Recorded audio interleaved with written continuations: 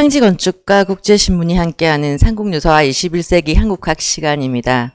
지난주 제3강 왜 유사인가에 이어서 오늘은 제4강 삼국유사의 체제와 숨은 원리에 대한 내용입니다. 정청구 박사님을 모시겠습니다. 오늘은 네 번째 강의 삼국유사의 체제와 거기에 숨어있는 원리에 대해서 강의를 하겠습니다. 삼국유사는 총 5권으로 이루어져 있습니다. 권 이러면 이제 지금은 익숙한 말이지만 원래 권은 두루마리를 뜻합니다. 종이를 또는 비단을 뚫뚫 말아서 하나로 묶은 게 권입니다. 그래서 예전에 글 쓸 때와 지금은 아주 달라서 한 권의 분량이 좀 다릅니다. 아무래도 종이나 비단에 오른쪽 위에서부터 상단에서 하단으로, 그 다음에 오른쪽에서 왼쪽으로 이렇게 쭉 쓴 글들이 전부 다 필사가 되어 있기 때문에 실제로는 오늘날 책보다 훨씬 적은 양을 쓸 수밖에 없습니다. 그래서 책 한 권을 오늘날 말로 썼다 그러면 옛날의 권수로는 적게는 대여섯 권에서 많게는 20-30권에 이르는 그런 분량입니다. 삼국유사는 전체적으로 5권으로 이루어져 있습니다. 전체 구성을 한번 보여드리겠습니다. 보시면 권 1 해서 왕역, 기편 되어 있습니다. 권 2가 또 기입니다. 권 1에 있는 기가 전체 기의 절반쯤 되고요. 그 다음에 권 2가 나머지 부분입니다. 그 다음에 권 3에 흥법, 그리고 탑상 두 편이 있고요. 그 다음에 권 4에 의회 한 편이 다 들어 있습니다. 그리고 권 5에 신주, 감통, 피연, 효선 이렇게 해서 4개의 편목이 들어가 있습니다. 각 편목마다 조목수가 다른데요. 보시는 화면에서 괄호 속에 있는 숫자가 한 편목당 들어가 있는 조목수입니다. 일정하지 않습니다. 전체적으로 조목수는 138개입니다. 최근에 범어사 성보박물관에 소장되어 있던 삼국유사가 국보로 지정되었다는 소식이 보도된 적이 있습니다. 그런데 이 삼국유사 전체가 아니고요. 범어사에 소장되어 있는 것은 요 5권 중에 권 4, 권 5, 이 2권이 있습니다. 이것이 국보로 지정됐습니다. 그리고 이 범어사에 있는 게 비록 전체는 아니지만 지금 우리나라에 있는 삼국유사 여러 판본 중에 가장 오래되고 또 정확한 판본이어서 역사적으로 또는 문헌 자료 측면에서도 굉장히 귀중한 고전이라고 할 수 있습니다. 이 총 9개 편목에 138조목, 여기에서 물론 왕역이라고 하는 부분은 조목이 따로 들어있는 게 아니고 연표기 때문에 그냥 따로 취급을 했습니다. 얼핏 보시면 아마 이 삼국유사 말만 듣고 이런 형식을 갖추고 있는지 몰랐던 분들한테는 굉장히 낯설게 여겨질 수 있을 겁니다. 오늘은 여기에 대해서 좀 자세하면서도 상세하게 살펴보도록 하겠습니다. 우선 이 왕역은 우리가 익숙하게 아는 이 연표에 해당됩니다. 총 5줄로 이렇게 그어져 있는데요. 맨 왼쪽에 중국이 앞서 있고, 그 다음에 신라, 고구려, 백제, 그 다음에 가락국의 역사가 이렇게 쭉 서술되어 있습니다. 가락국이 들어가 있기 때문에 사실은 삼국유사 3국에 걸맞지는 않죠. 4국이라고 해야 사실은 맞는데, 오늘날 학자들 중에는 우리 과거 삼국시대라는 말 대신에 사국시대라는 말을 써야 된다 하는 분들도 간혹 있습니다. 삼국유사를 보면 그렇게 말해도 크게 틀리지는 않다 이렇게 볼 수는 있습니다. 그 다음에 기 2편은 기와 이가, 기는 기록하다는 뜻을 갖고 있고요. 이는 이상하다, 기이하다 이런 뜻을 갖고 있습니다. 그래서 이 기 2편은 기이하거나 이상한 일들을 기록했다, 이렇게 흔히들 이야기를 하고 있습니다. 이 기 2편은 제일 첫 번째가 당군 왕금이 건국한 고조선입니다. 그 고조선부터 시작해서 부여, 그 다음에 고구려, 백제, 그 다음에 신라를 거쳐서 후삼국까지, 후삼국의 견훤까지 이 제왕 중심의 행적들 또는 역사적으로 중요한 사실들을 다루고 있습니다. 그래서 기존체 역사서에서 보면 본기에 해당되는 부분입니다. 삼국사기에도 신라본기, 고구려본기, 백제본기가 있습니다. 그 본기와 걸맞은 부분이 이 삼국유사에서는 기편이다 이렇게 말씀드릴 수 있습니다.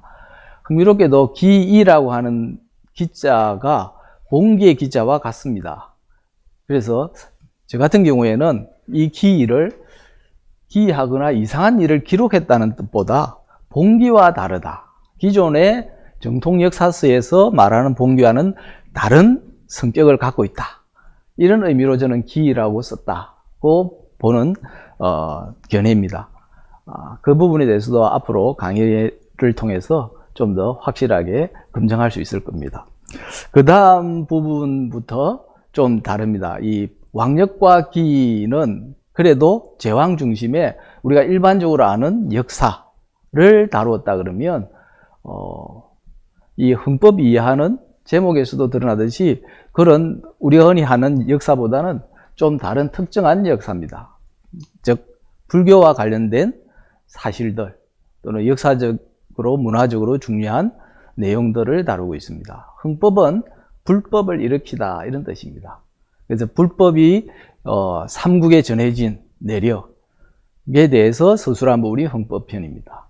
그 다음에 탑상편이 있습니다. 제목에서 이미 드러나듯이 불탑과 불상과 관련된 여러 이야기들을 다룬 부분입니다. 사실 이 탑상편은 30개의 조목들로 이루어져 있습니다. 그러니까 헌법 이하의 나머지 부분들 중에서 제일 큰 비중을 차지하고 있습니다. 그런 만큼 어떻게 보면 삼국 유사를 이해하는 데 있어서 굉장히 비중이 높기도 하고 매우 중요한 부분이기도 한데 기존에 잘 다루지 못했습니다. 오늘은 그 부분을 좀 상세하게 다루면서 삼국 유사가 갖고 있는 특징적인 면을 이야기할 겁니다. 그 다음에 의해, 의는 올바를 의자기도 하고 그 다음에 의미라고 할 때도 쓰는 의입니다. 그 다음에 해는 이해하다, 풀이하다 이런 뜻입니다. 이 불교 교리와 관련된 이해 또는 풀이를 뜻하는 말인데요. 불교의 경우는 흔히 아시는 것처럼 단순한 종교가 아닙니다. 불교는 지금 현재 전 세계에 알려져 있는 종교들 가운데 가장 철학적 성격이 강한 종교입니다. 그래서 원래 출발은 종교라기보다는 사실은 철학이라는 특성을 더 갖고 출발을 했습니다. 그러나 이게 널리 대중들에게 전해지고 그러면서 대중들의 믿음이 중요해지면서 흔히 신앙이라고 하는 불교적 특성이 강화되어 버렸습니다. 그러나 원래 이 출발부터 지속적으로 갖고 있는 가장 핵심적인 부분은 깨달음이라고 하는 그런 철학적 성격이다 이렇게 볼 수 있습니다. 그런 면에서 보면 의해도 굉장히 중요합니다. 그래서 불교 교리를 중시하고 그 다음에 불교 교리를 널리 펴는 데 큰 역할을 한 고성들의 정기가 담겨 있는 부분이 이 의해편입니다. 그 다음에 있는 신주. 신주는 신은 신령하다, 신비하다 이런 뜻이고요. 주는 주문을 가리킵니다. 온만이 반매움 이런 주문을 익숙히 들으셨습니다. 아제아제 바라제, 온만이 반매움 이런 주문의 경우는 뭐 오늘날에도 심심찮게 우리가 쓰기도 하는데요.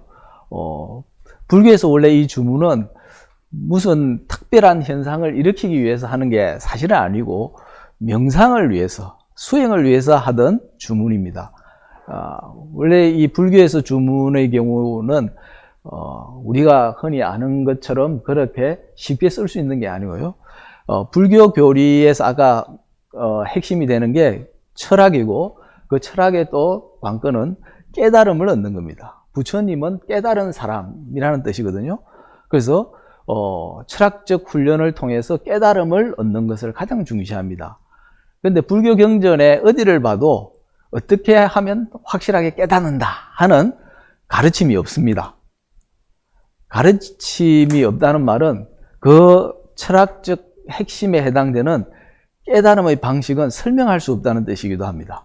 말로서, 글로서 전혀 표현할 수 없고 전달할 수 없는 게 이 불교의 깨달음의 세계입니다. 그러다 보니까 그 깨달음을 말해주려고 애를 쓰거나 전해주려고 애쓰는 것은 헛된 일이다. 그리고 배우려고 할 생각을 버려라. 대신 마음을 텅 비우고 그래서 공허한 상태로 만드는 것이 최상의 방법이다. 그렇게 해서 나온 게 아무 의미 없는 주문입니다. 주문을 그냥 되뇌면 그냥 생각과 마음이 그냥 고요해지고 아무런 잡된 것들이 없어지는 상태에 도달한다 하는 하나의 방편으로 쓰는 게 주문입니다. 이게 후대에 와서 사람들의 어떤 기원, 바람, 뭔가 성취하고자 하는 욕구와 결합돼서 말 그대로 세속적인 성취를 위해서 외우는 주문으로 사실은 변화된 겁니다. 그래서 원래 주문이 갖고 있는 의미와는 사실은 다르게 쓰이게 됐는데요. 흥미롭게도 삼국유사의 이 신주편에도 그렇게 변화된 주문의 의미가 쓰였습니다. 왜냐하면 민중들이 가까이 하는 것은 이런 주문이거든요. 민중들은 예나 지금이나 올해 코로나 사태에서도 사실은 가난하거나 또는 어렵게 사는 사람들이 제일 큰 고통을 받죠. 그리고 그네들이 이런 현상을 타개하고 벗어날 수 있는 길을 찾기가 사실 어렵습니다. 그런 민중들의 고달픔은 수천 년 이상 이어져 왔죠. 그래서 불교가 들어왔지만 그런 민중들의 고달픈 어떤 상황들을 타개하는데 크게 기여하지를 못했어요. 반면에 민중들은 불교를 그런 타개책으로 적절하게 운용을 하는데 이 주문을 이용을 했습니다. 주문을 외우면 뭔가 당장에는 아니더라도 반드시 하늘을 통해서 또는 부처나 보살들을 통해서 성취하게 해줄 거다 하는 바람이 있었습니다. 그게 이 신주편에 잘 담겨 있습니다. 그 다음은 감통입니다. 어떻게 보면 감통도 신주와 비슷한데요. 단지 이 신주는 불교의 핵심 되는 이 주문이 활용이 되어서 신이한 일이 일어나는 것을 나타낸다면 감통은 꼭 그런 주문하고는 관계없더라도 그냥 이 소위 말하는 사경이라고 하죠. 경전을 필사하는 일이라든지 또는 절에 가서 예배한다든지 또는 그런 특별한 행위를 하지 않더라도 지극한 마음을 가진 사람들이 하늘이나 부처님과 통해서 뭔가 새로운 일 또는 기이한 일을 경험하는 그런 일들을 서술한 것이 이 감통편입니다. 그 다음은 피엄편, 피하고 숨다 이런 뜻인데요. 승려들 가운데는 세속의 번잡함, 번거로움을 싫어해서 산속으로 들어가서 조용한 곳에서 수행하려고 하는 분들이 예나 지금이나 늘 있었습니다. 특히 요즘은 산속에 절간이 있기 때문에 그 자체가 조용한 곳이지만 신라시대 또는 삼국시대만 하더라도 그리고 고려시대까지도 대부분의 절들은 산속에 있었던 게 아니고 번잡한 도시 속에 특히 왕성에 제일 많았습니다. 아무래도 그러다 보니 이 왕족 귀족들 뿐만 아니고 수많은 불자들이 쉽게 절간을 드나들어서 조용할 틈이 별로 없었습니다. 지금도 아마 우리 범어사나 통도사에 가보시면 법당에는 기웃거릴 수도 있고 그 다음에 거기서 예배도 할 수는 있는데 몇몇 이 당에는 출입금지라고 이렇게 팻말이 붙여놓은 곳이 있는 걸 아마 목격하실 수 있습니다. 그곳에는 스님들이 수행을 하기 위해서 차단한 곳입니다. 그러니까 워낙 많은 대중들이 드나드니까 그런 곳을 따로 마련하지 않으면 이 수행하는 분들한테 굉장히 방해가 되기 때문에 그렇게 출입금지 이렇게 해두었습니다. 아무래도 우리가 일상적으로 공부를 하려고 하면 책 한 권을 읽더라도 조용해야 되는데 조그만 그 소리라도 들리면 집중력이 흐트러집니다. 특히 불교같이 이 깨달음을 얻기 위해서 집중을 해야 되는 고도의 집중력을 필요로 하는 공부에서는 특히 조용한 곳이 필요합니다. 그래서 이 피엄편은 오늘날 사람들은 잘 이해하지 못할 수도 있지만 그 당시 역사적 정황을 보면 왜 승려들이 굳이 조용한 곳으로 찾아가려고 했는지 하는 점들을 이해할 수 있습니다. 그래서 이 피엄편은 불교의 역사적 상황과 관련해서 중요한 정보가 담겨 있는 편입니다. 그 다음에 마지막에 효선편이 있습니다. 제목은 효와 선이 이렇게 되어 있는데요. 효는 우리가 잘 알다시피 유교에서 제일 중시하는 덕목인 효를 가리킵니다. 그리고 선은 불교에서 말하는 선입니다. 이 효와 선을 하나로 묶어서 이 둘을 동시에 실천했던 인물들을 다룬 부분이 이 효선편입니다. 그래서 이 왕력과 기가 한 부분으로 나뉘어지고요. 그 다음에 흥법이야 7개 표목이 하나로 이렇게 묶인다는 것을 대충이나마 이렇게 이해하실 수 있습니다. 그림을 한번 이렇게 보시면 이렇게 정리할 수 있습니다. 예. 그래서 왕력과 기를 역사서로 보고 그 다음에 흥법이야 나머지 부분들을 불교와 관련된 고성전으로 봅니다. 이게 일반적으로 보는 관점입니다. 그래서 왕력과 기는 세속의 국가의 역사를 서술한 부분으로 보고요. 그 다음에 나머지 헌법에서 효선까지는 불교의 역사 또는 불교 문화사, 나아가 불교 신앙의 역사를 서술한 부분, 이렇게 크게 나눕니다. 근데 과연 얼핏 보면 이런 구성 체제가 보여주고자 하는 것은 이런 역사서와 고성전의 결합. 왜냐하면 고성전은 도 그렇고 역사서도 기본적으로 이전에부터 서술을 해오던 방식이기 때문에 이렇게 갖다 붙이는 게 제일 쉽기도 하고 간편하기도 합니다. 그런데 과연 이렇게 간단하게 묶을 수 있느냐? 이 가운데서 특히 눈여겨볼 부분이 아까 말씀드린 탑상편 같은 경우입니다. 탑상은 불상과 불탑에 대한 이야기를 다룬 부분입니다. 그래서 불교사와 관련된 것은 분명한데 기존의 고성전이라고 하는 것은 고성들의 전기이기 때문에 이런 탑상편이 존재하지 않습니다.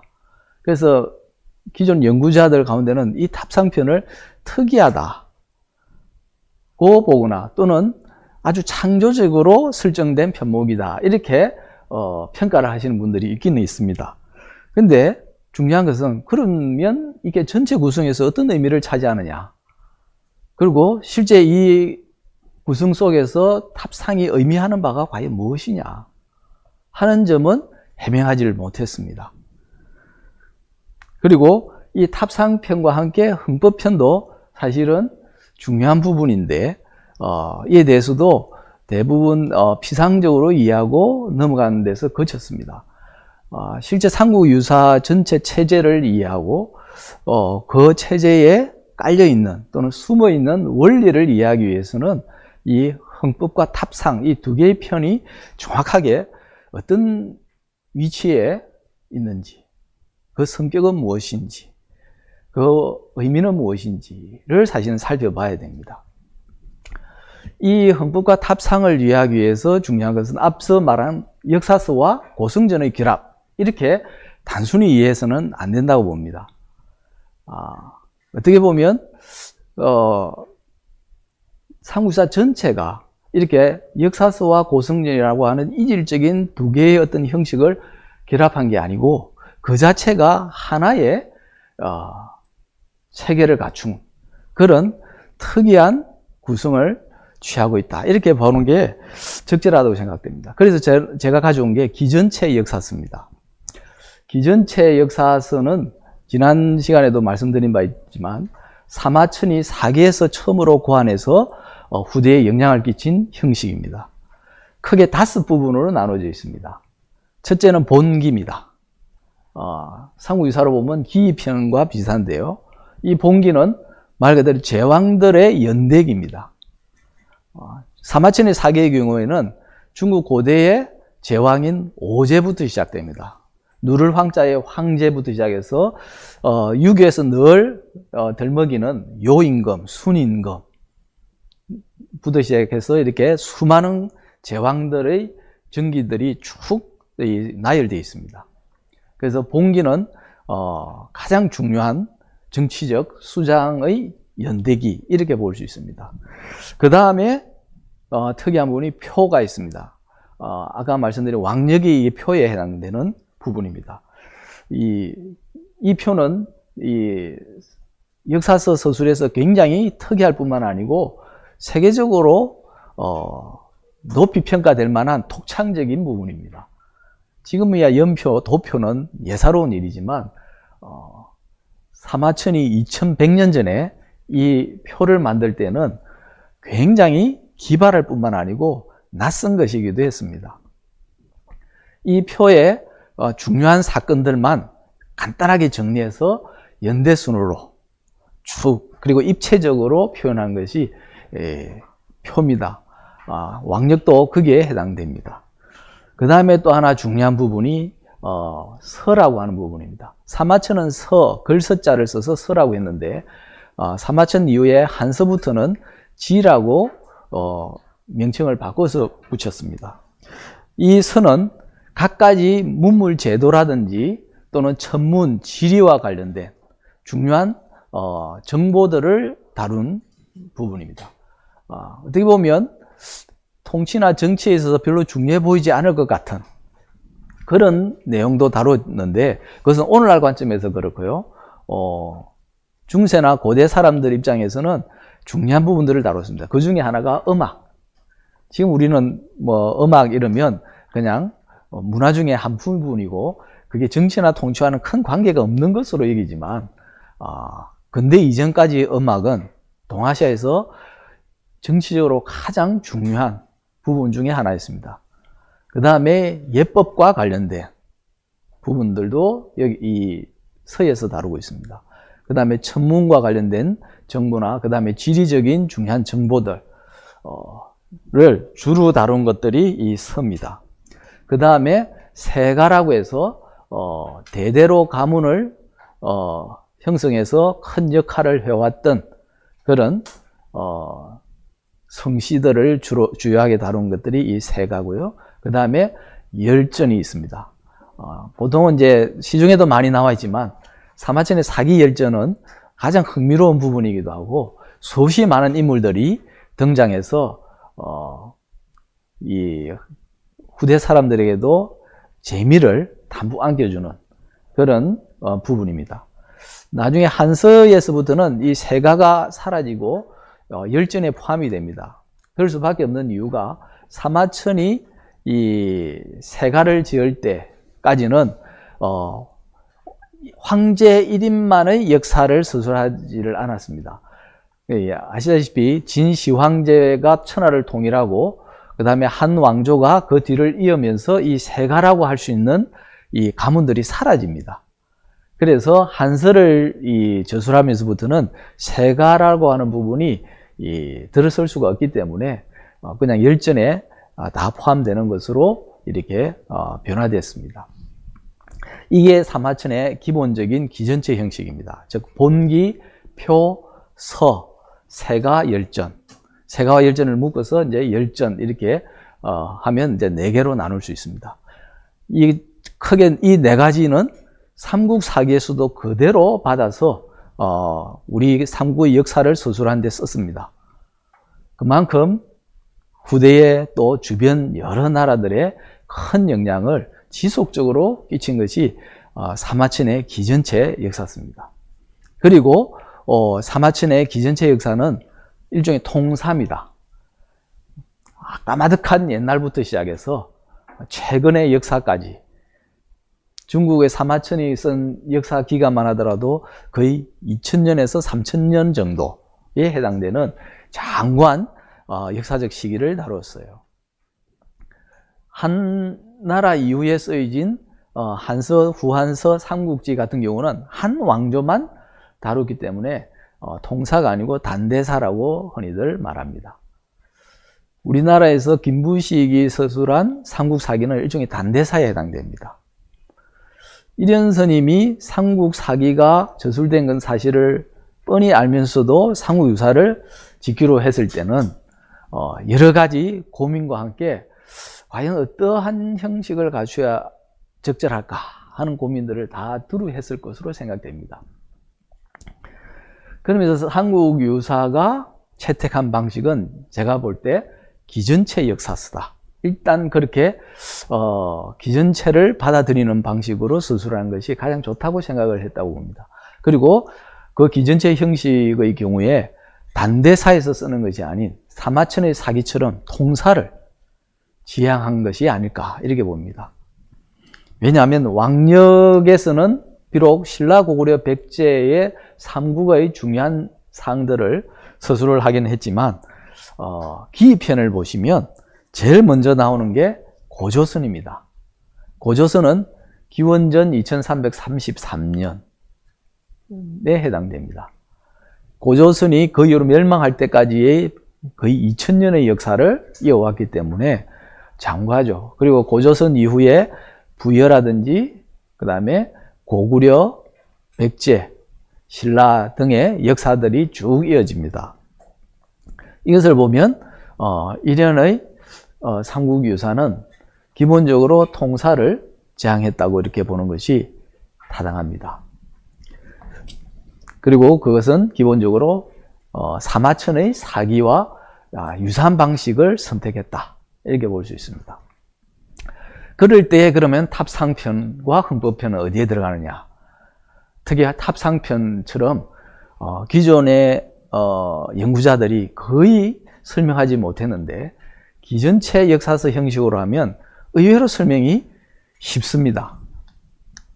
탑상편은 제목에는 석탑을 비롯해서 불상이 나와 있지만 그 안에 들어가면 우리가 이 범의사라든지 이렇게 통도사 가면 볼 수 있는 대웅전 같은 불전, 그 다음에 범종이죠. 종과 관련된 이야기, 그 다음에 사리, 부처님 사리와 관련된 이야기, 그 다음에 불교 경전 등 불교와 관련된 모든 유형의 문화재를 두루두루 다루고 있습니다. 그러면서 그러한 중요한 문화재들이 어떤 연유에서 만들어지고 또 사람들에게 어떤 영향을 끼쳤는지 등을 두루두루 서술하고 있습니다. 이것은 사마천이 사기에서 서에서 서술한 것과 거의 흡사합니다. 예를 들면 제가 사마천의 사기에 나오는 예서의 하나를 보여드리겠습니다. 예서에 나오는 부분입니다. 서는 국가의 대체를 기술한 것이다. 이건 사마천이 표방한 말입니다. 국가의 대체. 그러면 이 탑상편을 같은 경우도 불교의 대체에 해당되는 부분이라고 말씀드릴 수 있습니다. 예서에 대해서 이렇게 써 있습니다. 사람의 감정에 따라 예의를 마련하고 사람의 성품에 기대어 격식을 만들었다. 우리가 흔히 말하는 이제 예의, 예법을 이렇게 간단하게 정리할 수 있습니다. 그런데 지금 우리가 이해하는 것은 아마 이 한 구절일 겁니다. 사람의 감정이나 성품에 따라서 만든 것이 예의, 그리고 그에 걸맞는 형식이다. 그런데 실제 통치에서 중요한 예의는 이렇게 좁은 의미가 아니고요. 그 다음에 나와 있는 부분입니다. 군주와 신하, 관리들의 높음과 낮음, 귀함과 천함의 차례에서부터 아래로 백성의 수레와 가마, 의복과 집, 혼인과 상례, 제례 등 지켜야 할 분수에 이르기까지 일에서는 마땅함과 적절함이 있고 물건에는 알맞은 무늬, 즉 분수가 있다. 이런 것들을 규정하는 것이 예다 하는 겁니다. 그러니까 우리 삶 전반을 규정짓는 역할을 하는 것이 예라고 봅니다. 그리고 그에 따라서 우리가 사용하는 기물들도 정해집니다. 이런 예법은 나라를 다스리고 그 다음에 신분을 구별하는 데 있어서 핵심이 되는 용마루와 같은 역할을 하고 그 다음에 한 나라의 강함과 굳건함의 뿌리가 되기도 하고 그 다음에 높은 사람들이 위엄을 펴는 또는 권위를 갖는 길이기도 합니다. 그리고 세속적으로는 공적과 명성을 규정짓는 졸가리 역할을 합니다. 왕공이 이를 좇는다면 천하를 통일하고 제후들을 신하로 삼을 것이고 이를 좇지 않는다면 사직을 망치게 될 것이다. 우리가 일반적으로 아는 예의와는 좀 다르죠. 범주가 다릅니다. 사실은 이러한 예의를 조선 왕조에서 구현하고자 했었습니다. 우리 솔에 가면 보게 되는 문이 숭례문이죠. 숭례문이 예를 숭상한다 하는 뜻입니다. 그리고 그 예는 그냥 형식적으로 우리가 일상에서 갖춰야 될 예법이 아니고, 그러니까 국가의 통치의 기반이 되고 핵심이 되는 제도 전반을 가리킵니다. 그런 의미에서 굉장히 중요할 수밖에 없습니다. 그 다음에 또 하나 중요한 거, 이 예와 함께 항상 짝이 되는 게 악입니다. 음악과 관련된 부분을 한번 더 보여드리기도 하죠.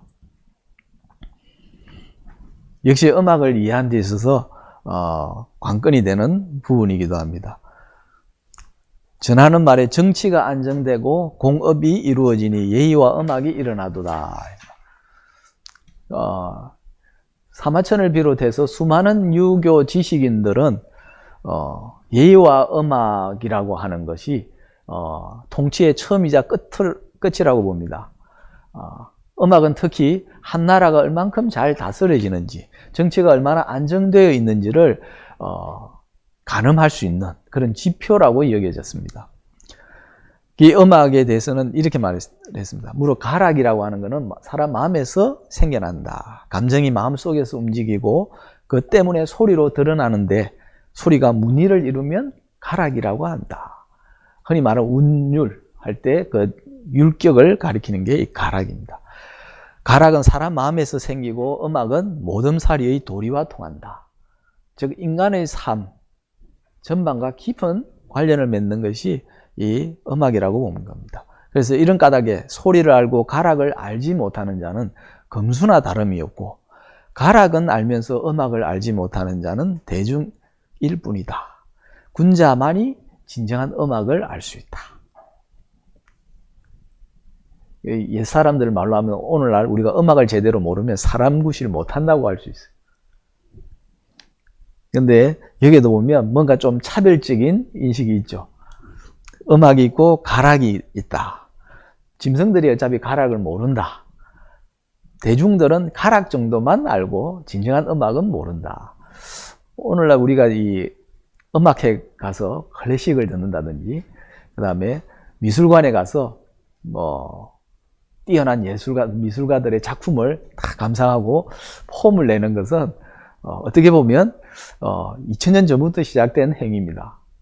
뭔가 예술의 세계를 알면 남다른 어떤 식견을 가진 사람, 비록 신분적으로는 다를 게 없을지 모르지만 교양 차원에서는 상당한 수준에 오른 사람, 그래서 좀 특별한 존재처럼 부각되는 경우가 있습니다.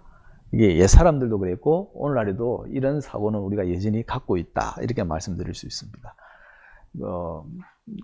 곁다리로 이야기 드리면 세종문화회관은 기본적으로 클래식을 공연하던 곳이었어요. 그러다가 나중에, 그래서 이 원래 처음에는 대중음악 가수들은 설 수 없는 무대 중에 하나가 이 세종문화회관이었습니다. 이게 80대 이후에 조금씩 변하기 시작해서 지금은 대중 가수들도 이 세종문화회관에서 공연을 곧잘 하게 됩니다. 많은 변화가 있었던 셈인데, 생각해 보면 20세기, 21세기에 와서도 그런 구별이 있다는 것은 좀 특이할 것 같다, 이렇게 느껴질 수도 있습니다. 근데 다르게 생각해 보면 오랫동안 이 클래식에 해당되는, 동아시아에서는 그걸 뭘 불렀냐면 아악이라 그랬어요. 아마 학교 다니면서 우리 들었을 겁니다. 아악과 소각이 있습니다. 우아하다 할 때 아자를 써서 아악은 궁중에서 주로 사용되는 그런 음악, 이런 뜻입니다. 반면에 궁중에서 사용되지 않고 그냥 민중들이 살아가면서 부르는 또는 연주하는 음악, 이건 보통 소각이라 그래요. 속된 음악, 이런 뜻이라고 할 수 있는데, 그게 오랜 세월 동안 구분되어 있었기 때문에 근대에 들어오면서 그 악의 자리를 서양의 음악이 차지를 했습니다. 그래서 서양 음악을 주로 연주했던 곳이 안타깝게도 세종문화회관이었습니다. 아마 저는 개인적으로 그렇게 생각합니다. 세종대왕이 다시 되살아나셨다면 노발대발했을 겁니다. 아시다시피 세종대왕은 가장 민중을 아끼고 위한 정치를 했던 분입니다. 민중과 군자를 구분하지 않으려고 하나로 아우르려고 무진애를 써 통치자가 세종인데 그 세종의 뜻과 반대되는 그런 짓을 오랫동안 해온 것이 세종문화회관입니다. 어떻게 보면 세종대왕을 진정으로 몰랐던 사람들이 붙인 이름이고 또 해왔던 행태다 이렇게 보실 수 있습니다. 그러면서 다양하게도 이제 요즘은 많이 변했습니다. 그 다음 보시면 음악은 같게 만들고 예의는 다르게 만든다. 이게 어떻게 보면 예의와 음악을 하나로 둔 겁니다. 이 음악만 있으면 사람들이 위아래 남녀노소 구분 없이 무례해질 공산이 큽니다. 나이트클럽이라든지 이런 노래방을 가보시면 아시겠지만 거기 가면 대부분 처음에는 쭈삣쭈삣 하다가도 나중에는 위아래가 없어집니다. 거기는 음악만 존재하기 때문에 그래요. 근데 거꾸로 음악이 전혀 존재하지 않고 예의만 있으면 남녀 상하 노소 구별만 엄정하게 존재해서 사람들 사이가 서먹서먹해집니다. 멀어집니다.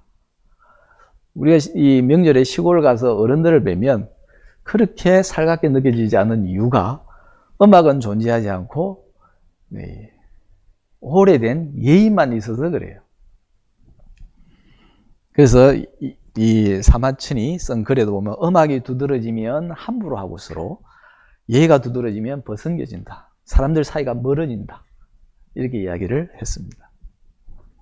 그러면서 이렇게 단순히 이론적인 것뿐만 아니고 실제 중국의 역사에서 예의가 어떻게 변화해 왔는지, 그 다음에 또 음악이 어떻게 각국의 통치를 변화하게 만들고 또 정치사를 바꾸어 놨는지, 그리고 나라의 흥망과 어떤 관계에 있는지 이런 구체적인 사실들을 같이 이렇게 쭉 서술을 했습니다. 그 다음에 예를 들면 이 봉선서라고 하는 것이 있습니다. 이 봉선이란 말은 요즘은 전혀 쓰지는 않지만 이건 제왕이 명산대천에 가서 제단을 차려서 제사를 지내는 큰 의식입니다. 사마천의 경우에 이 봉선서라고 하는 것은 남다른 의미를 갖고 있습니다. 개인적으로. 왜냐하면 이 봉선이라고 하는 의식은 오늘날 우리가 경험할 수 있는 걸로 보면 자국에서 올림픽이나 월드컵을 열 때 개막식 또는 폐막식에 내 돈으로 표를 사서 가는 게 아니고 국가에서 초청을 해서 내가 개막식이나 폐막식에 참석하는 것, 그보다 아마 10갑절, 20갑절 이상의 의미를 갖는 그런 행사입니다. 사마천은 부친인 사마담도 역사가고 단순히 역사가가 아니고 국가적인 주요 행사에 모두 참석할 뿐만 아니라 참석해서 나중에 기록을 남기는 중요한 관직을 갖고 있었습니다. 그런데 이 당시 한나라 무제가 즉위한 뒤에 봉선의식을 행하게 되었을 때 사마담은 당연히 참석하기를 바랬습니다. 특히 태산에 가서 이 봉선의식을 거행하는 큰 행사에 굉장히 큰 기대를 갖고 있었습니다. 그런데 안타깝게도 사마담은 참석할 수가 없었습니다. 명단에 빠졌었어요. 그래서 사마담은 지금은 이 중국 태산에 길을 잘 닦고 계단을 다 만들어 놔서 뭐 관광지가 되어 있지만 옛날에는 태산을 이 제왕의 허락 없이 함부로 오를 수 없었습니다. 마음대로 갈 수도 없었고, 그리고 굉장히 험준했고요. 그 사사로이 올라갈 수도 없는 곳, 거기다가 제왕이 즉위한 뒤에 몇 번 올라가지 않는 그런 산이기 때문에 누구라도 함께 올라가고 싶은 곳인데, 특히 중요한 직책을 맡았던 사마담은 참석을 통보받지 못했습니다. 그 바람에 이 속에 우라병이 쌓여서 시름시름 앓다가 죽어요. 우리가 흔히 생각할 때 뭐 그 정도 갖고 이럴 수도 있는데, 옛날 사람들이 갖고 있는 이 정서는 요즘 우리하고는 또 많이 다릅니다.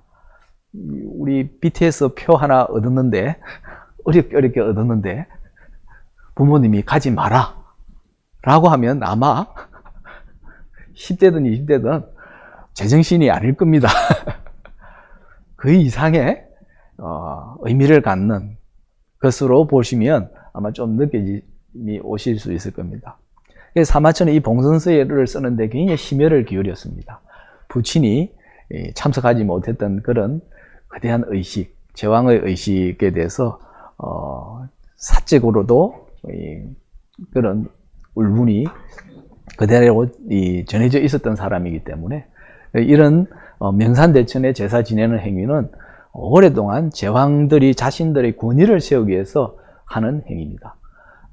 한무제 이전에 진시황도 천하를 통일한 뒤에 우리가 잘 아시는 그 중원 전역을 순행했다. 그리고 곳곳에 아방궁을 세웠다 할 때 그 핵심은 근데 아방궁에 가서 머무는 것이 아니고 그 아방궁과 아방궁 사이에 태산을 비롯해서 숭산이라든지 형산, 중국의 중요한 큰 산들에 가서 제사를 지내는 행위였습니다.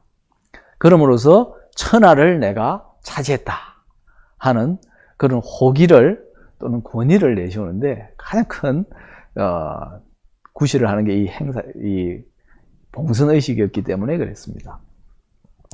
이처럼 이렇게 세속의 통치자한테는 이런 예의와 엄화, 그 다음에 달력을 만드는 역법과 관련된 내용이라든지 또는 봉선서와 같은 제사의식과 관련된 것 또는 하거서라고 해서 제방과 강을 다스리는 일과 관련된 이런 것들을 서술을 합니다. 그러니까 세속의 통치자가 통치를 함에 있어서 기뉴했던 여러 가지 제도와 사항들을 다룬 것이 이 서 또는 지라고 말씀드릴 수 있습니다. 한서, 후한서를 비롯해서 김무식의 삼국사기에서도 이런 서 또는 지에 해당되는 내용들이 있습니다. 삼국사기에도 보면 우리나라 삼국시대의 지리와 관련된 내용들이 빼곡히 서술되어 있습니다. 그런 것처럼 이것들은 한 나라의 통치 기반을 보여주는데 굉장히 중요한 사실들을 다룬다고 할 수 있습니다. 이 탑상편은 그런 의미에서 보면 고성들이라는 인물들 또는 민중들의 신앙심이 갖고 있는 무형에 대응되는 유형의 여러 불교적 사실들을 두루두루 다루고 있습니다. 따라서 이 탑상편은 기전체 역사서에서 서나 지로 보는 것이 매우 적절합니다. 그래야만 이 탑상편을 두게 된 이유라든지 그 의의를 좀 더 분명하게 알 수 있습니다. 그러면 흥미롭게도 탑상편이 서나 지에 해당된다면 사마천의 사기나 한서의 봉기 다음에 이 서나 지가 나옵니다. 그런데 삼국유사에서는 기편, 봉기에 해당되는 기편과 그 다음에 이 탑상편 사이에 흥법편이라고 해서 또 하나가 끼어들어 있어요. 탑상 밑으로는 확실하게 불교와 관련된 사실만 중점적으로 다루었다. 이렇게 말씀드릴 수 있습니다. 그러면 이 흥법편은 어떤 역할을 하느냐? 여기에는 총 7조목이 있습니다. 제목을 통해서 보시면 순도조려, 이래요. 순도가 조려, 조는 시작할 조자고 려는 고구려를 가리킵니다. 고구려에서 시작했다. 무엇을? 불법을, 불교를 시작했다. 이런 뜻입니다. 즉 소수림왕 때 고구려에 불교가 전해진 일을 서술했습니다. 그 다음에 둘째는 난타벽제입니다. 난타는 마라난타를 줄임말이고요. 벽자는 열벽자고 제는 백제를 가리킵니다. 마라난타가 백제에서 불교를 열었다. 이런 뜻입니다. 백제의 침유왕 때 불교가 전해진 사실을 다루고 있습니다. 그 다음에 세 번째는 아도기라입니다. 아도라고 하는 스님이 기는 터기자입니다. 우리가 건축을 할 때 제일 먼저 터를 닦는 것처럼 신라의 처음 불교의 터를 닦았던 이야기를 다루었습니다. 그러나 이 내용에는 아두가 신라의 불법의 틀을 닦았다고만 나와 있고 그 이후에 불교가 신라에서 널리 퍼졌다 하는 내용은 없습니다. 실제로 아두가 신라에 일찍 왔지만 불교가 널리 퍼지지는 못했습니다. 불교가 퍼지는 데는 오랜 세월이 걸렸고요. 그 다음에 그래서 네 번째 원종흥법 염촉멸신이라는 조목이 나옵니다. 원종은 법홍왕을 가리키는 호칭입니다. 흥법은 불법을 일으켰다. 원종이 불법을 일으켰다. 그리고 염촉멸신, 염촉이라는 인물은 곧 이차돈을 가리킵니다. 이차돈이 멸신, 자신의 몸을 죽였다. 우리가 잘 아는 신라의 불교가 공인되는 과정에서 법홍왕은 불교를 널리 펴고자 했지만 신하들이 반발을 합니다. 그 반발을 무릅쓰고 불교를 공인하는데 큰 역할을 하겠다고 자청했던 인물이 바로 염촉, 곧 이차돈입니다. 이차돈이 스스로 죽음의 길을, 즉 순교를 함으로써 불교가 공인될 수 있는 실마리를 마련했습니다. 이게 원종흥법 염촉멸신이라는 부분입니다. 그 다음에 다섯 번째는 법왕검살, 이래서 백제의 법왕이 살생을 금한 일입니다. 그 다음에 여섯 번째는 보장복로 보덕이암이라는 곳인데요. 보장은 고구려의 거의 마지막 왕인 보장왕을 가리킵니다. 보장왕이 복로, 노는 노자, 도덕경의 노자를 가리키고요. 곧 도교를 가리킵니다. 보장왕이 도교를 받들자 보덕이라는 스님이 이 암자를 저 남쪽 백제 땅으로 옮겨갔다 하는 이야기입니다. 그리고 일곱 번째는 동경흥륜사, 금당십성 이렇게 해서 동경은 곧 신라 경주를 가리킵니다. 고려 시대에는 경주를 동경이라고 그랬습니다. 동쪽에 있는 서울 이런 뜻입니다. 동경의 흥륜사, 지금도 경주에 가시면 아마 경주에 고속버스를 타고 가거나 또는 자가용으로 들어갔을 때 제일 먼저 만나게 되는 곳이 이 절터가 이 흥륜사 절터입니다. 지금도 그 절터에 원래 규모는 아니지만 조그만 절이 그대로 세워져 있습니다. 이 흥륜사의 금당에 들어가면 10명의 성인들이 동쪽 벽과 서쪽 벽에 쭉 이렇게 이름이 나열되어 있습니다. 이 흥법은 제목만 보면 불법을 일으키다, 즉 불교를 일으킨 내력에 대해서 다룬 것입니다. 그러면 그냥 불교의 역사를 서술한 것으로 간단히 이해할 수 있는데 사실은 흥미롭게도 단순히 불교 사실만 다룬 게 아닙니다. 기이편과 그 다음에 탑상 이하편을 연결해주는 중요한 구실을 합니다. 내용상으로 그렇습니다. 왜냐하면 흥법편은 특정한 왕의 의지만으로 불교를 공인한 것도 아니고 그 다음에 몇몇 승려들의 의지만으로 불법이 공인된 것도 아닙니다.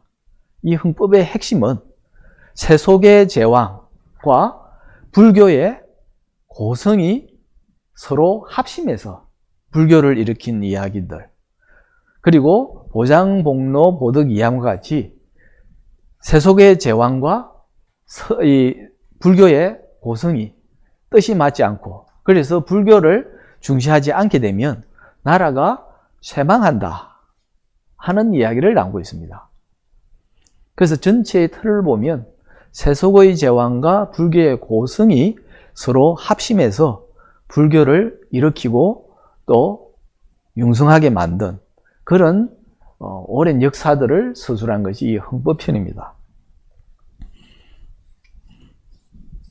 이것은 삼국사기를 비롯해서 유교 사관을 주로 다루는 세속의 역사서에도 볼 수 없고 그 다음에 각훈의 해동 고성전을 비롯한 여러 고성전에서도 볼 수 없는 부분입니다.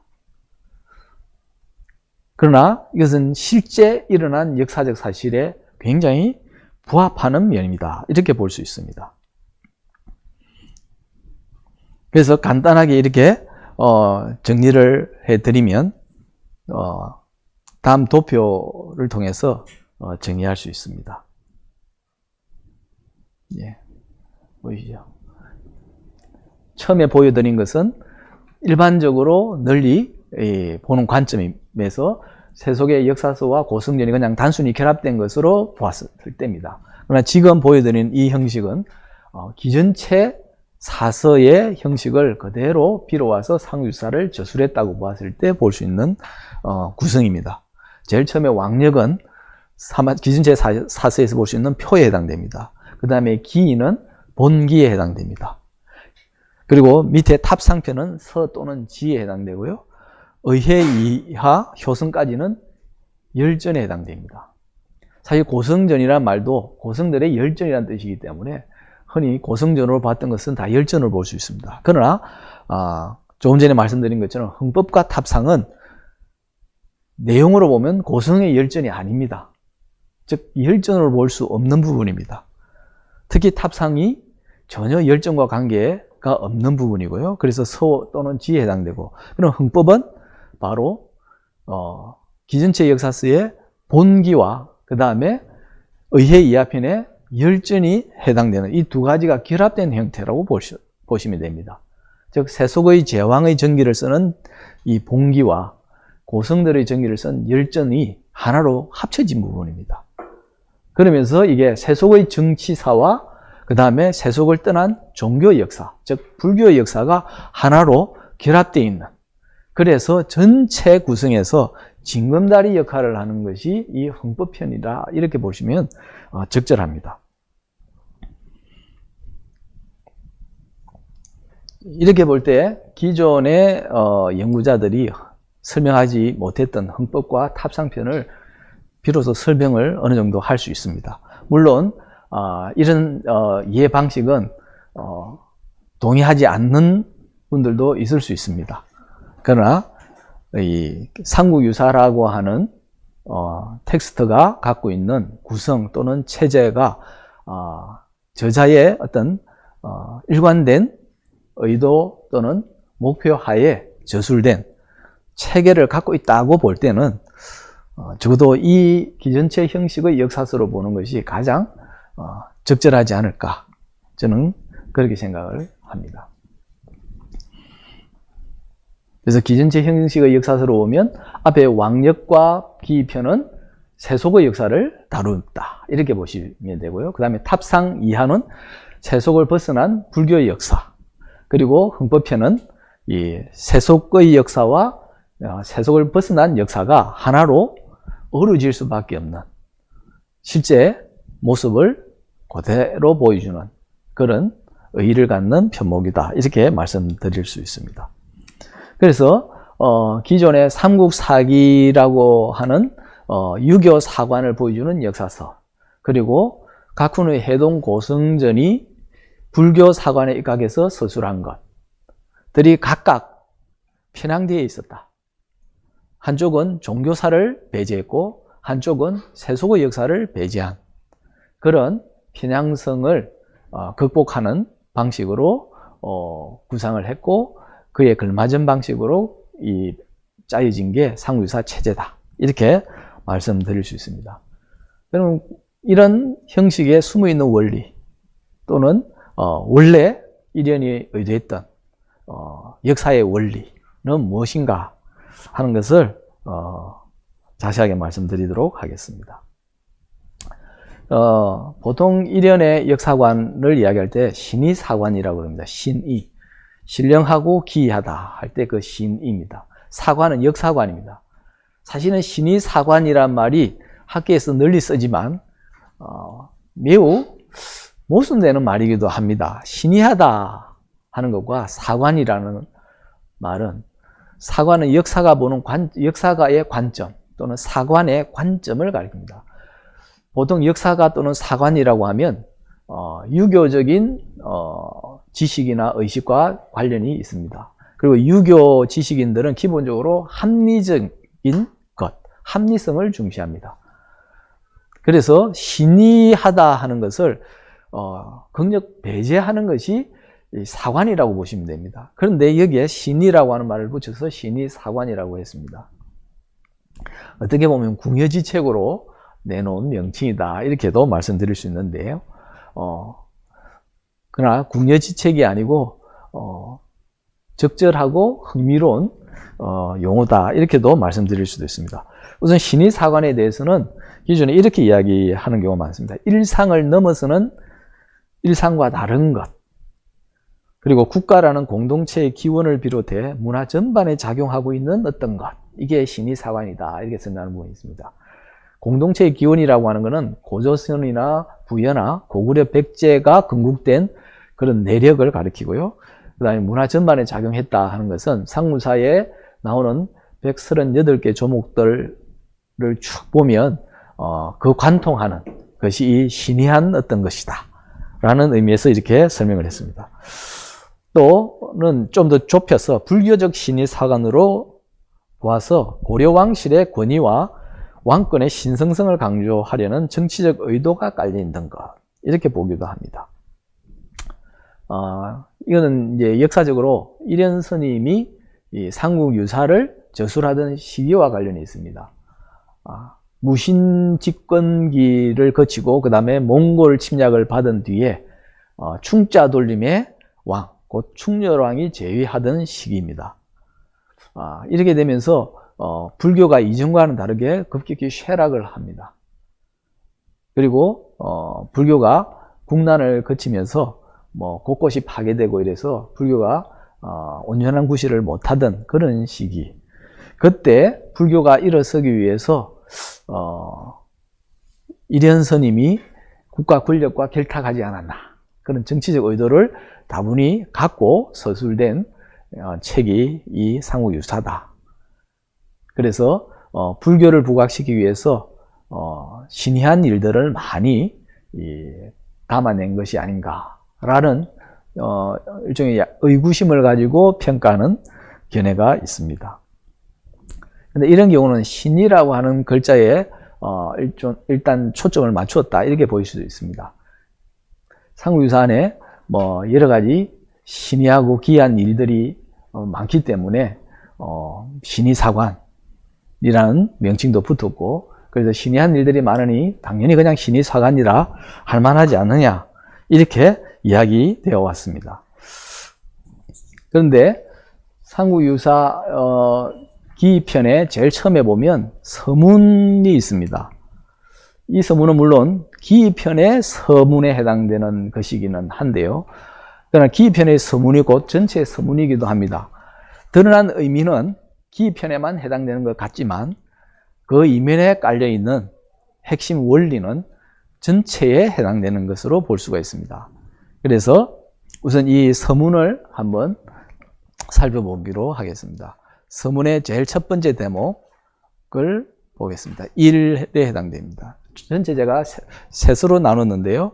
제일 첫 번째 이렇게 나옵니다. 대저 옛 성인은 예의와 음악으로서 나라를 일으키고 어짐과 올바름으로서 가르침을 폈으므로 괴이함과 힘, 어지럽힘과 귀신에 대해서는 말하지 않았다. 이 문장에서 뭘 말하는지 아마 대부분이 아실 겁니다. 예의와 음악으로 나라를 일으키고 어짐과 올바름으로서 가르침을 폈다.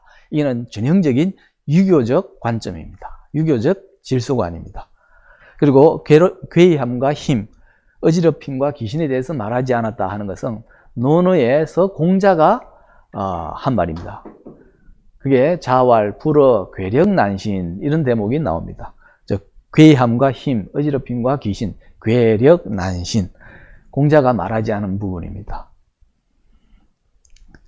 그런데 이 유교에서 중요시하는 이 내용을 첫 번째 거론하고 이련 스님은 곧바로 그러나 제왕이 일어날 때는 천명을 받고 예언서를 얻게 되어 반드시 여러 사람과는 다른 게 있다. 그런 뒤에야 큰 변화를 타고 큰 그릇을 쥐고 큰 일을 이룰 수 있다.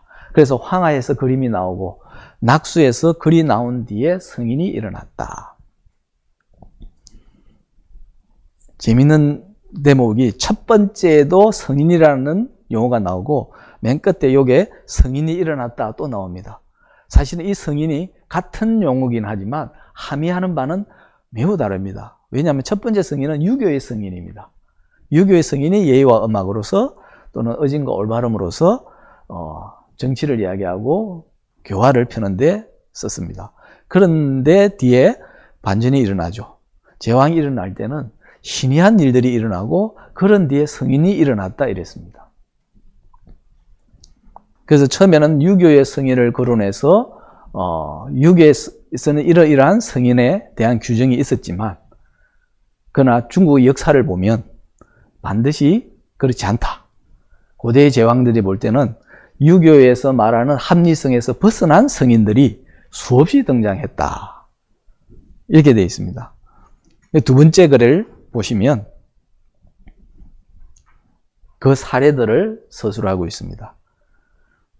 실제 중국 역사서에 기록되어 있는 성인들의 행적을 보여주는 부분입니다. 예를 들면 무지개가 신모를 둘러싸자 복희를 낳았고 용이 여등을 느끼게 하자 염제를 낳았으며 황하는 궁상의 들에서 논일 때 스스로 백제의 아들이라 일컬은 신동과 정을 통하고 소를 낳았고 간적은 알을 삼키고 설을 낳았으며 강원은 발자국을 밟고 나서 기를 낳았고 그 다음에 요의 어머니는 아이를 뵌 지 14달 만에 요를 낳았으며 패공의 어머니는 용과 큰 연못에서 정을 주고받은 뒤에 패공을 낳았다. 그래서 패공은 한 나라를 일으킨 유방을 가리킵니다. 그러니까 복희, 염제 등은 중국 고대의 신화적인 제왕입니다. 그리고 요임금이나 패공 같은 경우는 중국의 역사적 제왕에 해당됩니다. 이런 제왕들이 보면 전부 다 아버지를 알 수 없거나 매우 특이한 경험을 한 뒤에 아이를 낳았다. 이런 내용들로 쭉 이루어져 있습니다. 이 유교적인 관념뿐만 아니고 일반적으로 보더라도 이해하기 어려운 내용으로 구성되어 있죠.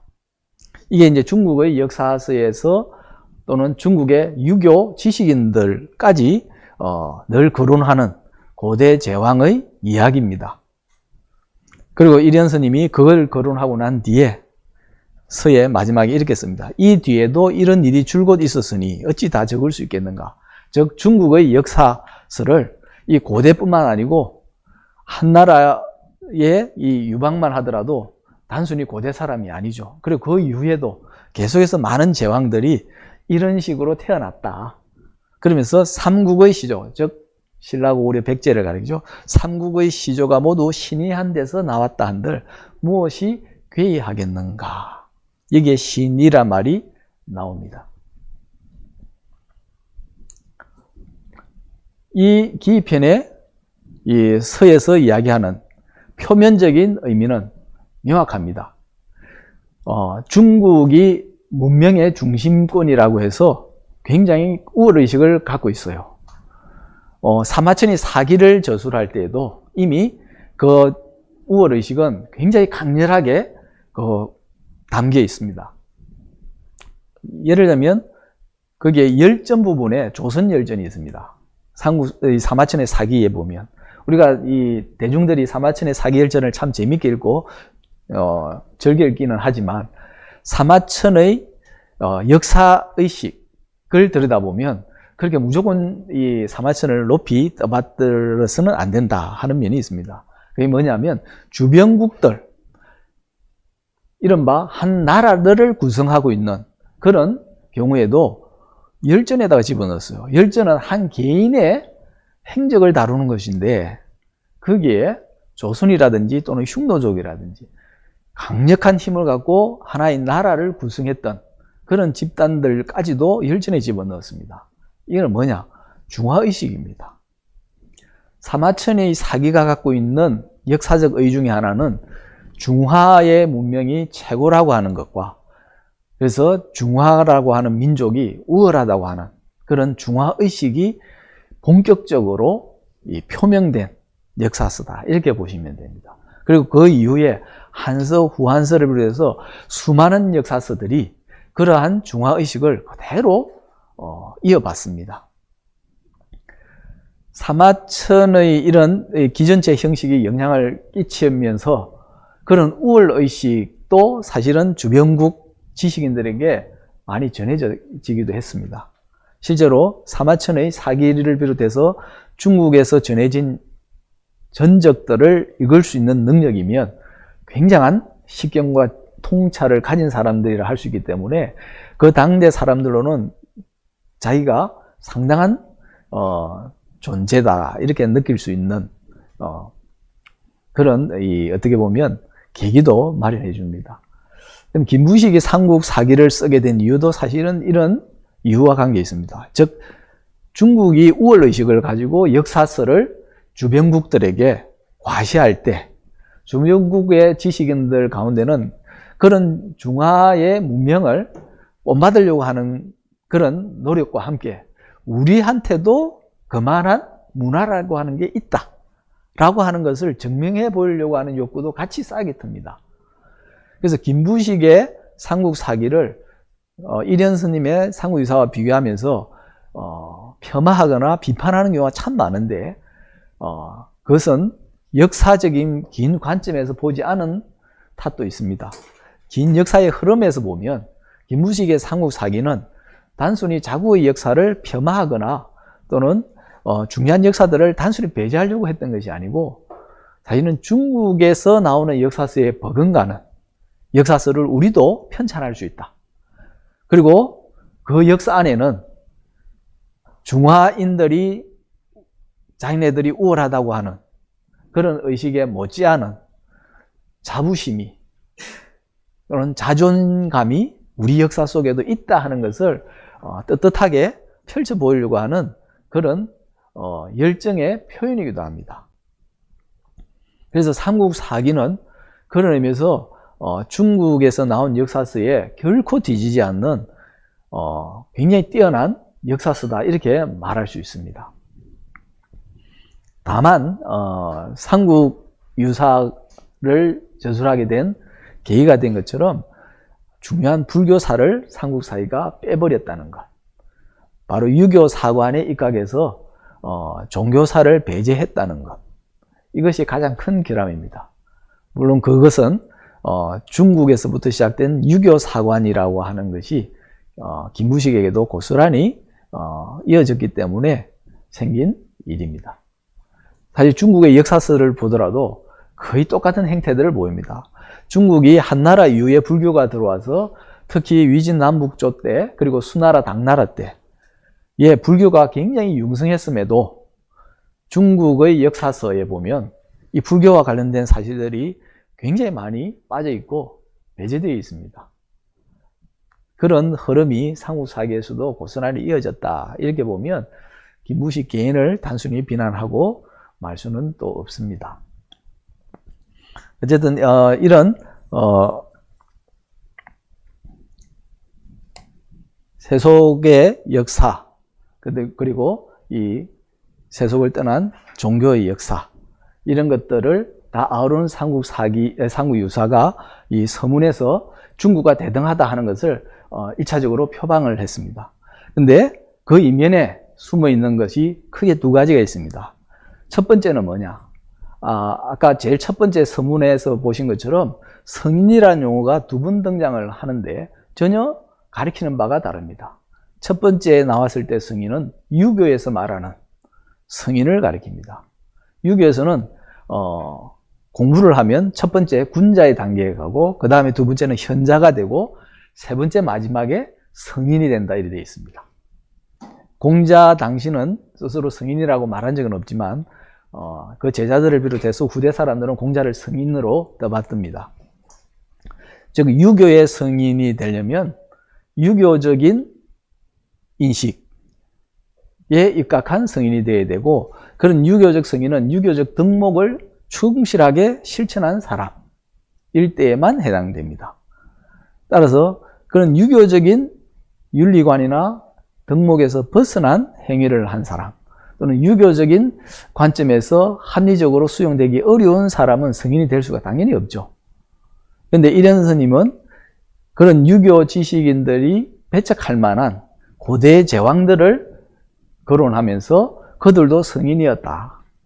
특히 아까 그게 서문에 보면 14달 만에 태어난 요임금의 경우에는 모든 유교 지식인들, 떠받드는 제왕입니다. 제왕이면서 성인이에요. 요, 순, 문무, 주공 이래서 늘 이 유학자들이 입에 달고 다니는 큰 인물들입니다. 요임금, 순임금, 그 다음에 문왕, 무왕, 주공 이렇게 그 다음에 이어지면 공자까지 갑니다. 그래서 고대에 신이하게 태어난 제왕이 곧 성인이다 하는 것이 숨겨진 이야기입니다. 즉 유교적인 성인만 성인이 아니고 비유교적인 인물들 가운데서 세상에서 탁월한 행적을 보인 인물이면 다 성인이 될 수 있다 라고 해서 성인의 범위를 한층 더 넓혀놨습니다. 그래서 우리나라 당군 왕검처럼 고조선을 건국했거나 그 다음에 주몽처럼 고구려를 건국하고 혁거세처럼 신라를 건국한 왕들도 제왕이면서 성인이라는 얘기입니다. 그네들은 중국 유교인들을 볼 때 또는 유교적인 관점에서 볼 때 전혀 성인으로 볼 수 없는 사람들에 해당됩니다. 근데 이런 스님은 아니다. 너희들이 떠받드는 제왕이자 성인들하고 하나도 다르지 않다. 그래서 우리 쪽에서도 고대의 제왕들이 곧 성인이다. 그래서 이 유교적인 관점에서만 보던 성인의 폭을 훨씬 더 넓혀놓은 것이 첫 번째입니다. 그래서 고대의 제왕과 유교적 성인을 구분하던 이분법적인 사고에서 벗어나서 둘은 다르지 않고 하나다, 대등하다 하는 것이 첫 번째 숨겨진 원리입니다. 그 다음에 두 번째는 이 기편의 서문에는 나오지 않았지만 이 숨겨진 첫 번째 이 원리가 확장되는 겁니다. 그것이 흥법 이하를 통해서 더 분명해집니다. 흥법에서 아까 말씀드린 게 세속의 제왕과 출세간의 고성이 만나서 합심을 해 불교를 일으켰다 이렇게 나와 있습니다. 말하자면 세속에서 제왕인 왕과 그 다음에 종교적인 성인인 고성이 만나는 겁니다. 이 고성들은 유교적 성인은 아니죠. 그러나 불교에서는 엄연한 성인입니다. 세속의 제왕과 이렇게 종교적 성인이 만나서 대등하게 하나의 편목을 이루는 것, 이것이 흥법편입니다. 그래서 두 번째 의미가 나옵니다. 즉 유교적 성인 또는 제왕을 넘어서서 불교적 성인도 똑같은 성인이다. 이거는 기존의 역사서에서는 전혀 포함시키지 않던 또는 극력 배제하던 그런 관점입니다. 그래서 유교적 역사서는 기본적으로 우열론에 입각해 있습니다. 즉 세속의 정치가 불교의 종교보다 훨씬 우위에 있다. 그리고 유교적 성인이 훨씬 위대한 존재고 불교의 고성들은 믿을 수 없는 존재들이다.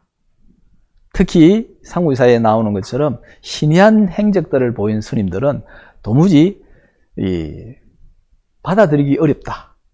우리가 상식적으로 이해할 수 없는 행위를 한 것은 이거는 허구에 가깝고 지어낸 것들이기 때문에 유교의 성인과 나란히 놓을 수 없다 하는 인식이 일반적이었습니다.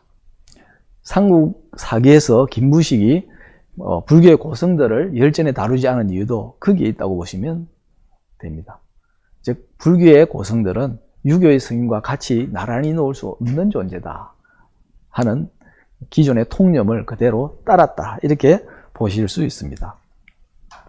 그래서 이 세속의 제왕과 성인, 유교적 성인이 하나다. 둘이 아니고 구별되지 않고 차별되지 않으며 대등하다 하는 것이 첫 번째 원리였고요. 그 다음에는 성인과 고성, 즉 유교적 성인과 불교의 고성들 둘이 아니고 하나다. 둘은 대단한 존재다 하는 것들이 또 하나의 숨은 원리입니다. 그래서 여기서 도출할 수 있는 것이 대등론입니다. 대등하다. 불교에서 기본적으로 갖고 있는 것은 이 평등론입니다. 모든 인간은 중생이란 이름으로 다 똑같다 하는 것이 불교에 기본적으로 깔려 있습니다.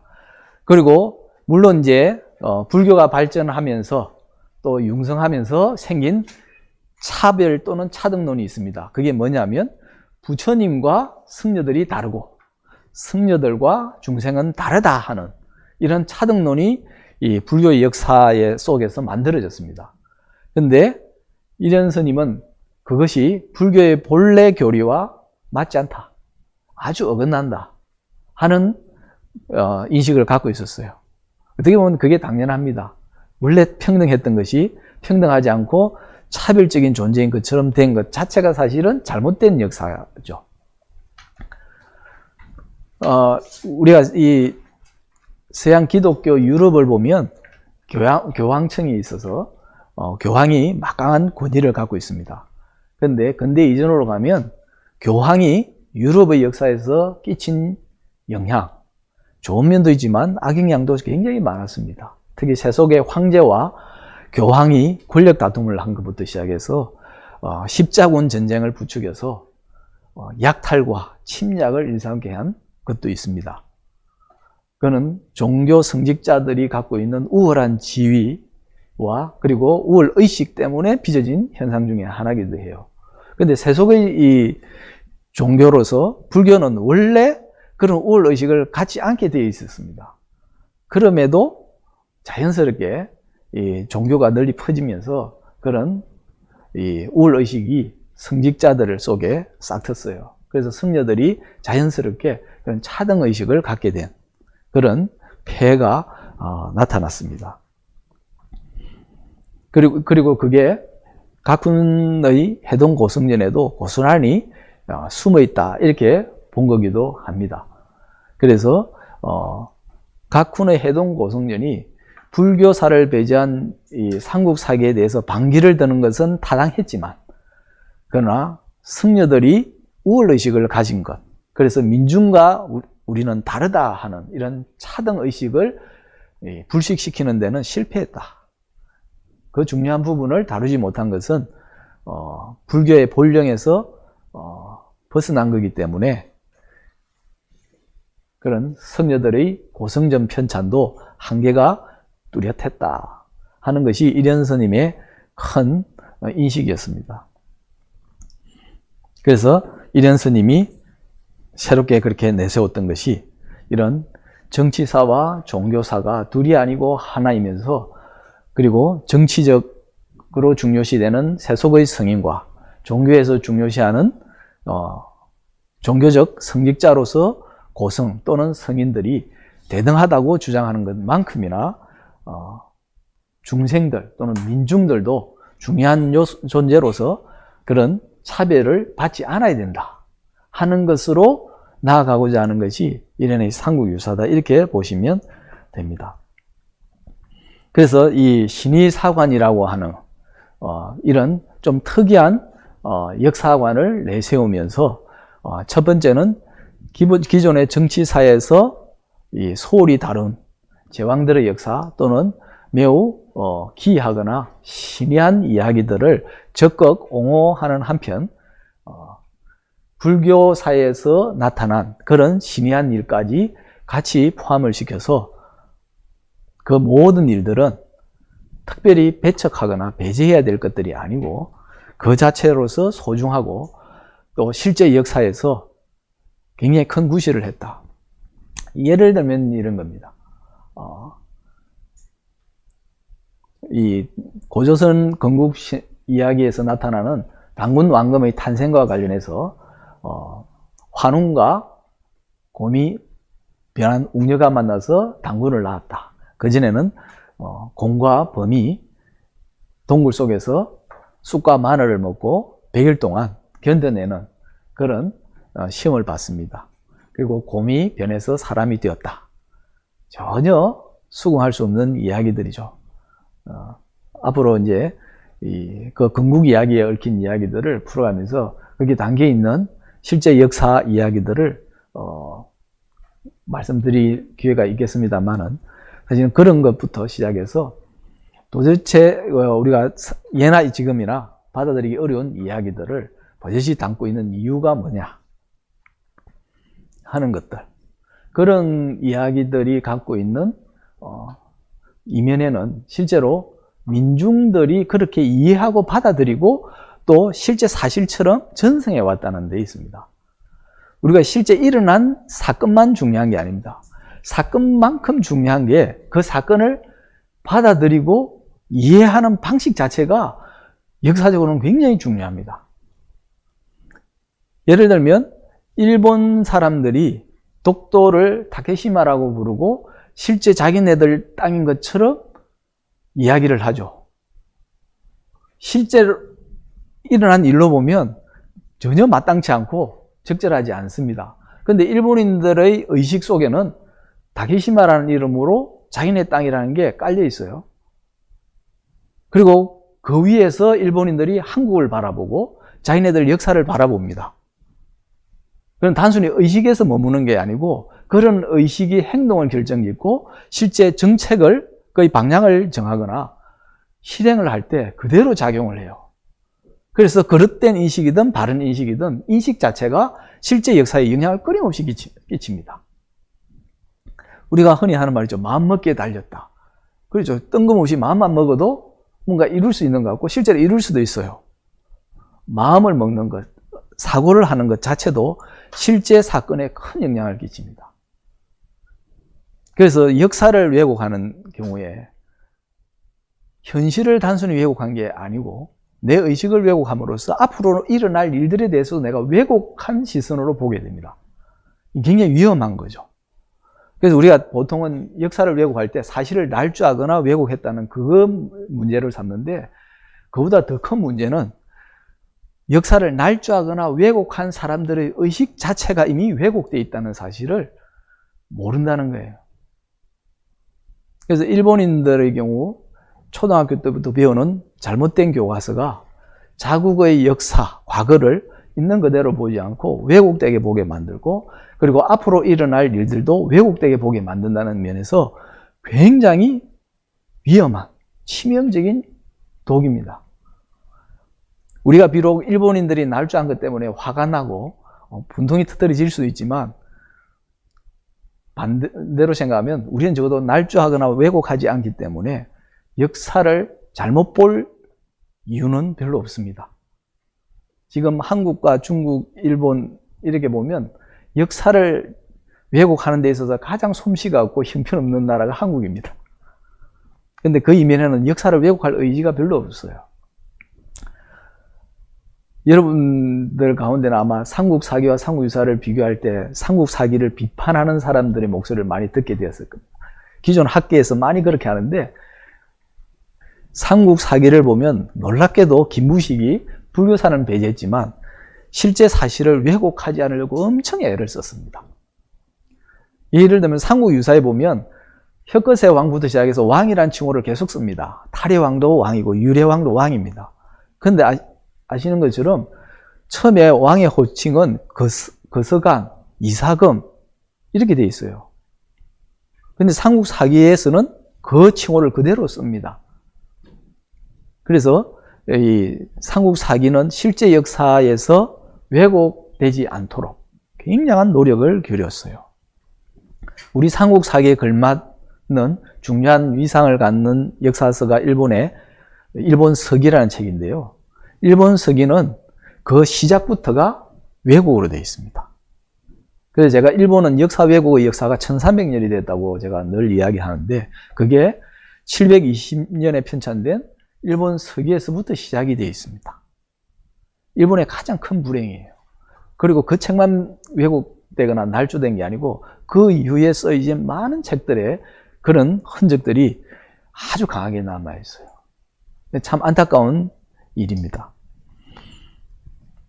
그래서 적어도 우리라도 그런 왜곡, 날조를 하지 않아야 한다는 것.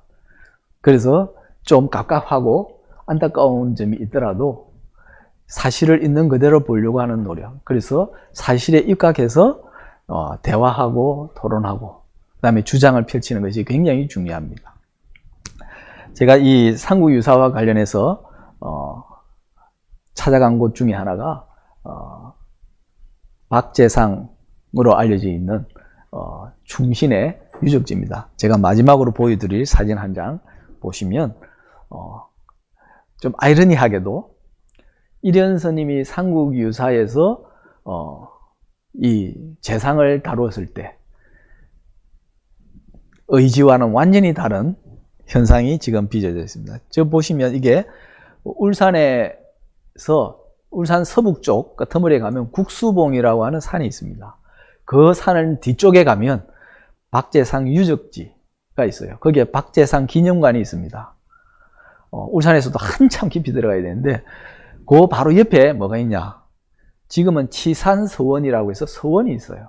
서원은 벌써 듣기만 해도 유교와 관계된 공간이다 이렇게 이해하실 겁니다. 그 서원의 출입문에 삼강문이라고 되어 있습니다. 유교에서 주장하는 늘 내세우는 게 삼강오륜이죠. 삼강과 오륜, 유교의 대표적인 윤리관입니다. 이 조선시대의 치산서원으로 바뀐 겁니다. 이 조선시대 이전에는 여기 서원이 아니었어요. 여기는 박재상 부인을 신모, 아까 이 삼국유사 기편 서문에 신모라고 나오죠. 신령할 신자의 음이 모자를 써서 신모입니다. 박재상 부인을 신모로 떠받들면서 세운 사당이었어요. 이 사당에서는 여성으로서 박재상 부인을 굉장히 높이 평가하고 모시는 곳이었는데 조선시대에 들어와서 이것을 유교적인 사고가 단폭 담겨 있는 서원으로 탈바꿈했어요. 삼국사기에는 박재상으로 열전에 나와 있습니다. 그런데 삼국유사에는 김재상으로 나옵니다. 지식인들은 박재상이라 불렀고 민중들은, 신라의 민중들은 김재상이라 불렀어요. 그래서 삼국유사에는 김재상으로 나옵니다. 민중들의 관점에서 본 이야기를 실었고요. 거기에서는 박재상 부인이 김재상 부인으로 나와서 굉장히 활달한 부인, 남편을 그리워하고 사랑하면서도 동시에 굉장히 행동주의적인 여성으로 묘사되어 있어요. 그래서 말도 아주 잘 탔던 여성입니다. 그러니까 조선조의 유학자들이 생각하는 여성과는 매우 달라요. 적어도 민중들은 박재상 부인을 소극적이고 수동적인 여성이 아니고 굉장히 활달하고 적극적인 여성으로 묘사를 하고 그렇게 이야기해 왔어요. 그래서 사당도 세우고, 그래서 나라를 위한답시고, 사실 나라를 위한 것보다 왕을 위한답시고 고구려로 가고 그 다음에 외로 갔다가 죽어서 못 돌아온 남편을 그리워하고 사랑했던 한 여인으로서 이 추앙했던 것이 이 사당이었는데, 조선조에 와서는 남성 중심의 유교적 관점으로 박재상 부인을 이해하고 해석하면서 완전히 본래의 모습을 삭제해버렸어요. 이게 어떻게 보면 우리가 역사에서, 우리 역사에서 볼 수 있는 왜곡 현상이라고도 할 수 있습니다. 제가 왜 이런 말씀을 드리냐면, 아까 말씀드린 제왕과 성인, 유교적 성인과 불교의 성인이 다르지 않다라고 한 것처럼 그런 제왕이나 성인들은 곧 민중과도 다르지 않다. 민중하고 뭐가 다르냐? 조선시대에 오면 곳곳에 연려문을 세웁니다. 그래서 각 집안마다 우리 집에 연려가 났다고 동네방에 자랑을 합니다. 그런데 생각해 보세요. 그 집안의 여성들이 자랑을 했을까요? 그 마을에 연려문을 세우는데 그럼 그 마을 사람들이 우리 마을에 연려가 났다고 다 이구동성으로 우리는 마을은 대단한 마을이다 라고 자랑했을까요? 아닙니다. 특정한 가문의 남성들만 자랑했을 거예요. 사실 여성들은 훨씬 더 깊이 한을 사귈 수밖에 없습니다. 그죠? 20살에 과부가 됩니다. 그러면 60, 70 죽을 때까지 혼자 살아야 돼요.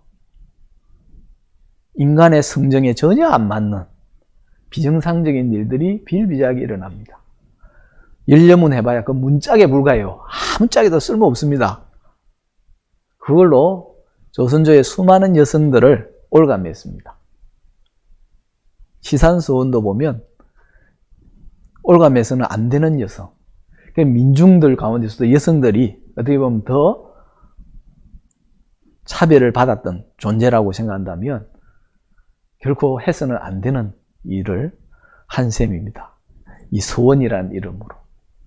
그래서 지산서원은 역설적으로 상무유사 제자인 이련이 해서는 안 된다고 그렇게 주장했던 것을 거꾸로 실현한 공간이 됩니다.